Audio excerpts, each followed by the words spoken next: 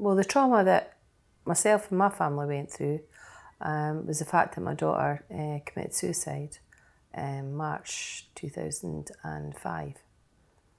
And obviously the impact on that, the sudden death, we had no indication, there was no signs of any mental health, absolutely nothing. So basically, I'm of the opinion it was a cry for help, and it just went drastically wrong.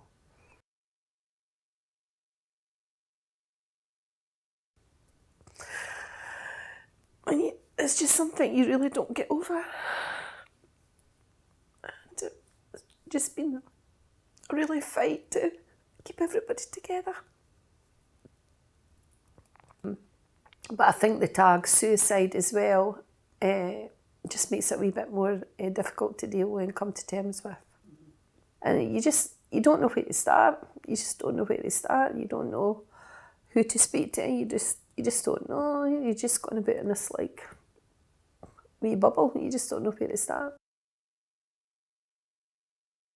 I think what helps is people, families and people who are close to you who really want to help you and support you and who want to listen to you and who don't make judgment.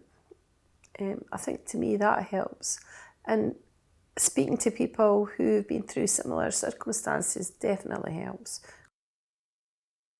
I did have to go to the GP because I was working at the time, and obviously I couldn't go back to my work, so I had to go to get a certificate to say that I was unfit for work, and basically that's what I got, a certificate just saying that I wasn't fit to go back to my work. I didn't get offered any counselling, I never got offered anything, you know, and I can just remember sitting crying in the doctors and probably just bubbling and babbling and not making any sense, and the doctor was just staring at me. And I remember walking out and I thought, well, I'll never be back there. And any time that I wanted to get a medical certificate, I used to just phone down. She'd just write on it for me.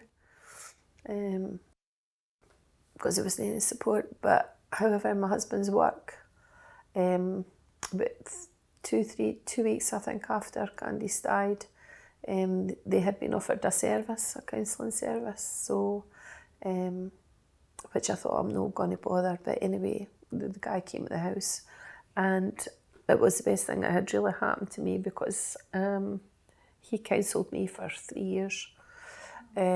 So I was really fortunate that I had him to go to. He was there for the rest of the family as well. My husband only went a couple of times and my oldest son went a couple of times, but I was the one that went religiously, and my husband's work were good enough to pay for all that, so we were really lucky that, you know, his employer did that for us.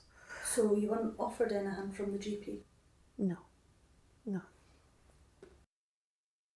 I decided that I wanted to set up a charity and a service in her memory, and that's what helped me, because I felt as long as I'm continuing to do this, she's still with me and she's helped me along the way to do this, so that did help. I think take each day at a time. Don't look too far ahead.